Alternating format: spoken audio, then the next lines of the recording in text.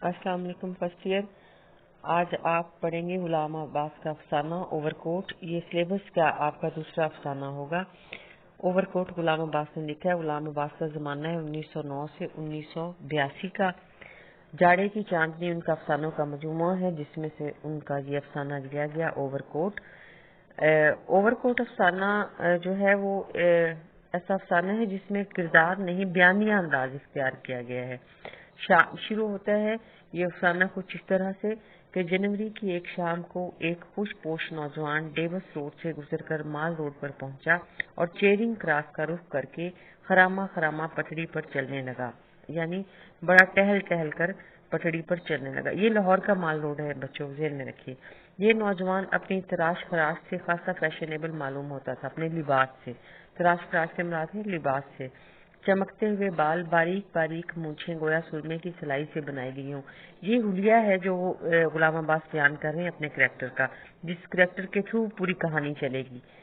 बादामी रंग का ओवरकोट पहने हुए, जिसके काज में शरबती रंग के गुलाब का एक अध खिला फूल अटका हुआ, सर पर सब्ज फ्लैट हैट एक खास अंदाज से टेढ़ी रखी हुई, सफेद सिल्क का गुलूबंद गले के गिर्द लिपटा हुआ, एक हाथ कोट की जेब में, दूसरे में बैग की एक छोटी छड़ी पकड़े हुए, जिसे कभी कभी वो मजे में आकर घुमाने लगता। अब यहाँ से अफसाने का आगाज होता है। ये हफ्ते की शाम थी, भरपूर जाड़े का जमाना। सर्द और तुंद हवा किसी तेज धात की तरह जिस्म पर आ आके लगती थी, मगर इस नौजवान पर इसका कुछ असर मालूम ना होता था।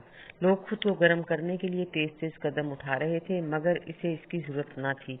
जैसे इस कड़कड़ाते जाड़े में उसे टहलने में बड़ा मजा आ रहा हो।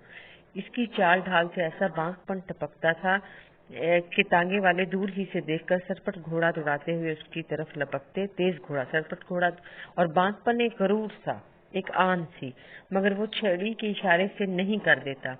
एक खाली टैक्सी भी आकर रुकी, मगर उसने नो थैंक यू कहकर उसे भी टाल दिया। जैसे जैसे वो माल के ज्यादा बाहर रौनक हिस्से की तरफ पहुंचता जाता था, उसकी चौनचाली बढ़ती जाती थी। चौनचाली से मुराद है शौकी। वो मुंह से सीटी बजा के रक्स की एक धुन निकालने लगा। एक दफा जब आसपास कोई न था तो एक बारगी कुछ ऐसा जोश आया कि उसने दौड़कर झूठ मूठ बाल देने की कोशिश की, गोया क्रिकेट का मैच हो रहा हो।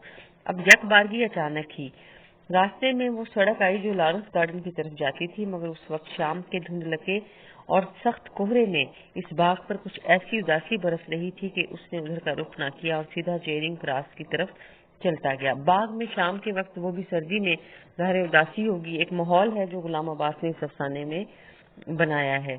उसने अपना रुमाल निकाल, जिसे जेब में रखने की बजाय उसने कोट की बाईं आस्तीन में अड़स रखा था, लटका रखा था। हल्के हल्के चेहरे पर फेराता कि कुछ गर्द जम गई हो तो उतर जाए। पास ही घास के एक टुकड़े पर कुछ बच्चे एक बड़ी सी गेंद से खेल रहे थे। वो बड़ी दिलचस्पी से उनका खेल देखने लगा।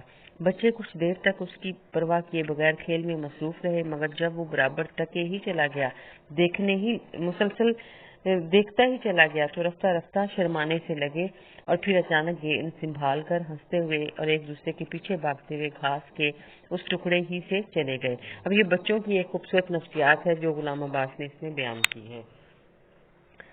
नौजवान की नजर सीमेंट के एक खाली बेंच पर पड़ी और वो उस पर आके बैठ गया।